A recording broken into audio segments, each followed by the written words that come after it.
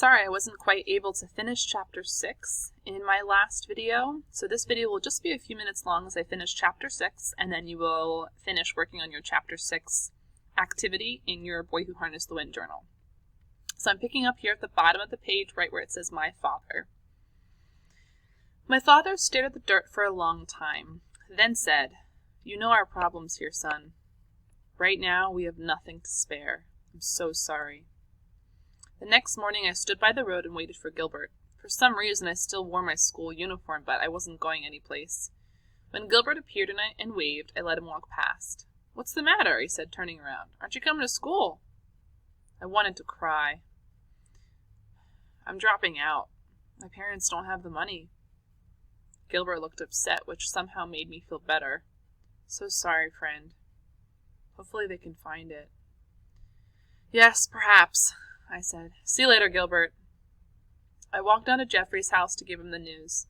A few weeks before, he'd gotten lucky when a bolt of lightning knocked down a tree in his yard. He'd chopped it into bundles and sold it as firewood along the road. It was enough to keep his family eating for a while, or at least I thought so. Jeffrey was getting dressed when I entered his room, and the sight of him made me gasp. He'd lost so much weight. His eye sockets were sunken and dark, but the white parts of his eyes seemed to glow. This is what starving people look like, I thought. They look like ghosts. "Why aren't you in school?" he asked. "Didn't you get selected for Cachacolo?" "No money. Today I dropped." "Oh," he muttered, then went quiet. "Me and you, we're in the same desperate situation. I hope God has a plan for us." "Yeah," I said. "Me too." In the afternoon I waited by the road to meet Gilbert as he walked home. When he saw me, he was shaking his head. "Almost everyone dropped out," he said. "Today we were few. Out of the 70 students, only 20 remained." So I'm going to read a couple of pages from Chapter 7 as well, but then you'll read the actual continuation of Chapter 7 for your next reading assignment later on. So Chapter 7 is titled A Time of Dying. The following week, the Gaga finally ran out in the trading center.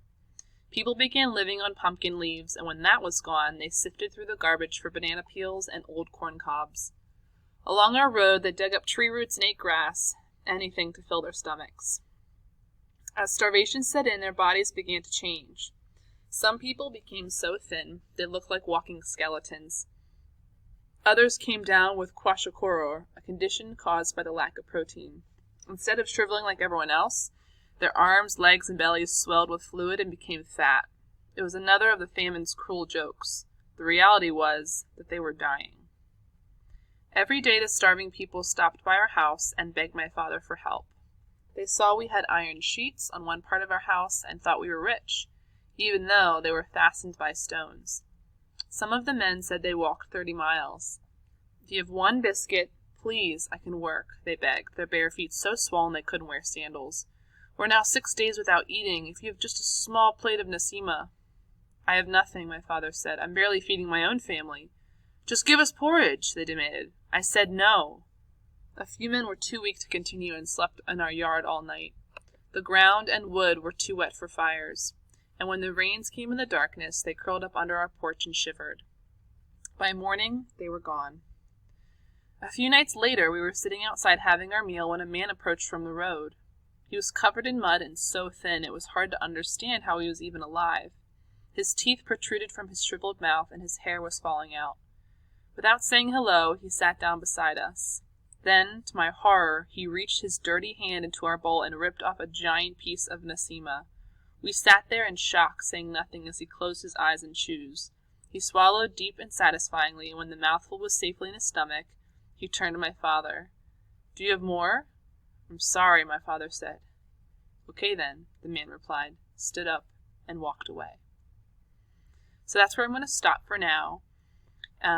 Just to give you a little preview of Chapter 7. You can tell it's definitely getting more bleak and serious and sad. The tone is shifting a lot in this story.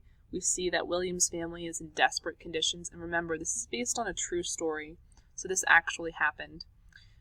Your only goal is to fill in your Chapter 6 activities on your journal. And then once you've done that, you can stop there. You will finish reading Chapter 7 at a different time.